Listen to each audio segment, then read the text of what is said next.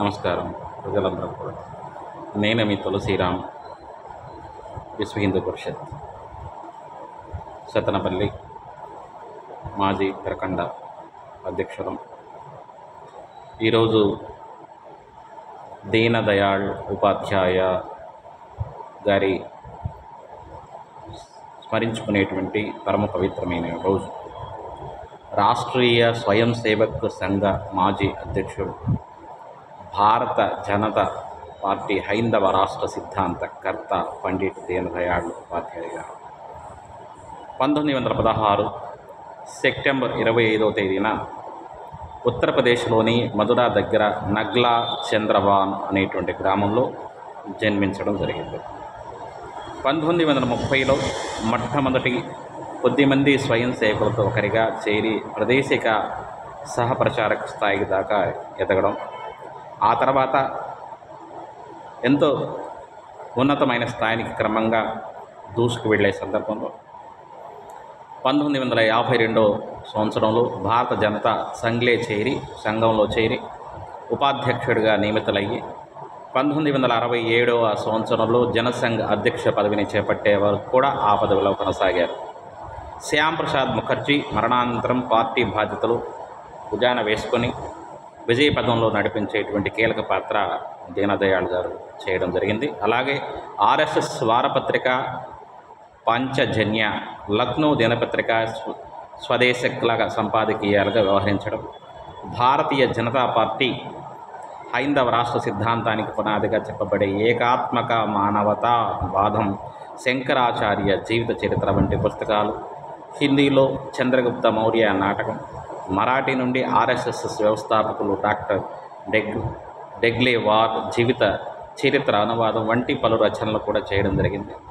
1968వ సంవత్సరం ఫిబ్రవరి 11వ తేదీన ఆయన అకాల మరణానికి గురయ్యే స్వర్గస్థులవ్వడం జరిగింది. ఈ విధంగా దీనదయాళ్ గారి యొక్క విషయాన్ని తెలుసుకుంటే ఆర్ఎస్ఎస్ గారితో పాటుగా ప్రతి భారతీయుడికి సామాన్య స్థాయి నుంచి గొప్ప స్థాయికి ఎదిగే విధంగా మహోన్నతమైన కృషి చేసి, నేను ప్రత్యేకంగా సమాజానికంటూ సేవ చేయాలి అనేటువంటి దృఢ సంకల్పంతో దేశ సార్వభౌమాధికారాన్ని, సర్వమత సామరస్యాన్ని, హిందూ సంస్కృతిని కాపాడే విధంగా ఎన్నో విప్లవాత్మకమైనటువంటి విషయాల మీద ఆయన కృషి చేశారు.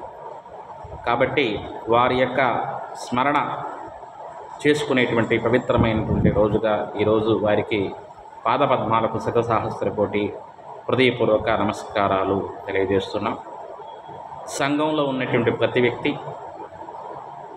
ఆర్ఎస్ఎస్లో ఉన్నటువంటి ప్రతి వ్యక్తి, భారతీయ జనతా పార్టీలో ఉన్నటువంటి ప్రతి వ్యక్తి దీనదయాళ్ ఉపాధ్యాయుల యొక్క విషయాల్ని పూర్తి స్థాయిలో పరిశీలించి ఆర్ఎస్ఎస్ అభివృద్ధికి కానీ దేశ ప్రజల యొక్క అభ్యుదయ ఉన్నతికి కృషి చేసే విధంగా ఉండాలని, ఉన్నతమైనటువంటి సమాజ కృషి కోసం ప్రతి ఒక్క ఆయన నిర్మించినటువంటి ప్రతి శాఖల్లో పనిచేసినటువంటి ప్రతి ఒక్కరు కూడా బాధ్యతాయుతంగా ఉండి హైందవ సంస్కృతిని, ఆర్ఎస్ఎస్ సంఘాన్ని, విశ్వ హిందూ పరిషత్ని పరిరక్షించాలని, చైతన్యం వర్ధిల్లాలి, చైతన్యం రావాలి, నూతన యువతని ఆర్ఎస్ సంఘంలో తీసుకురావాలి, విశ్వ హిందూ పరిషత్తులో తీసుకొచ్చి పటిష్టమైనటువంటి వ్యవస్థని తీర్చిదిద్దే విధంగా యువత పెడదారి పట్టకుండా మన భారతీయ సంస్కృతిలో ఉన్నటువంటి జై హింద్, జై భారత్